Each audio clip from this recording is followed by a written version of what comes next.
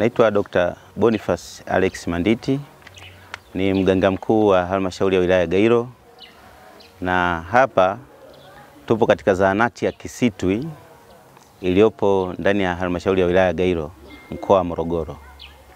Hiyo fedha imetunufaisha kwa kiasi kikubwa kupata vifaa tiba vya kisasa kabisa ambavyo vinaweza kutusaidia kugundua magonjwa mbalimbali kwa wateja ambao wanakuja kuhudumiwa katika vituo vyetu. Lakini isitoshe pia kuna upande wa dawa. Tumenufaika vya kutosha kwenye kupata dawa za kutosha. Sasa hivi wimbo wa swala la kusema kwamba hakuna dawa kwenye vituo vya kutolea huduma za afya, huu wimbo hakuna tena. Tulishaacha kuimba siku nyingi. Kwa hiyo wateja wanakuja kwenye vituo vya kutoa huduma za afya na kupata dawa zile ambazo zina watibu wa ugonjwa ambao umegundulika katika miili yao.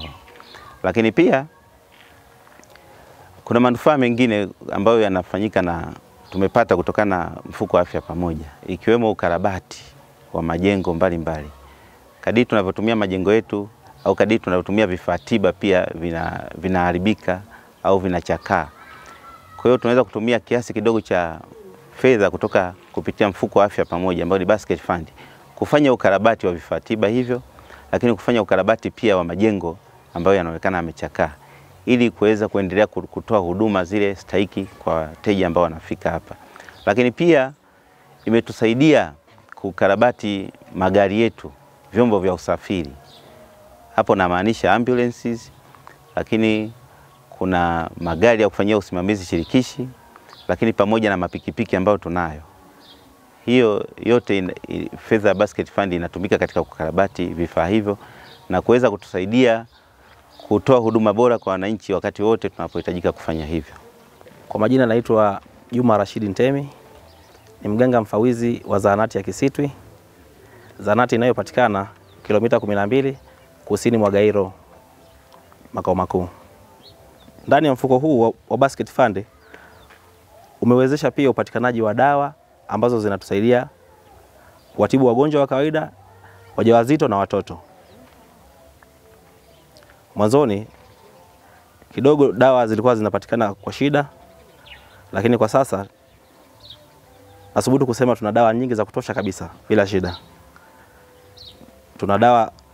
Tunatoa huduma pia za lishe ambao ni vitamini A, dawa za mibenda zote zinapatikana, na dawa zingine zote ambazo zinahusika na mama na mtoto zinapatikana kwa urahisi, na huduma hizo pia zinapatikana kwa hawa walengwa. Lakini pia ndani ya mfuko huu wa basket tunawalipa watumishi kama muda wa ziada kwa ajili ya huduma za mkoba ambazo zinatolewa nje ya kituo hichi. Kwa majina naitwa Damali Falesi Mwanguka, naishi hapa Kisitwi, na huduma zetu zipo vizuri. Ndio.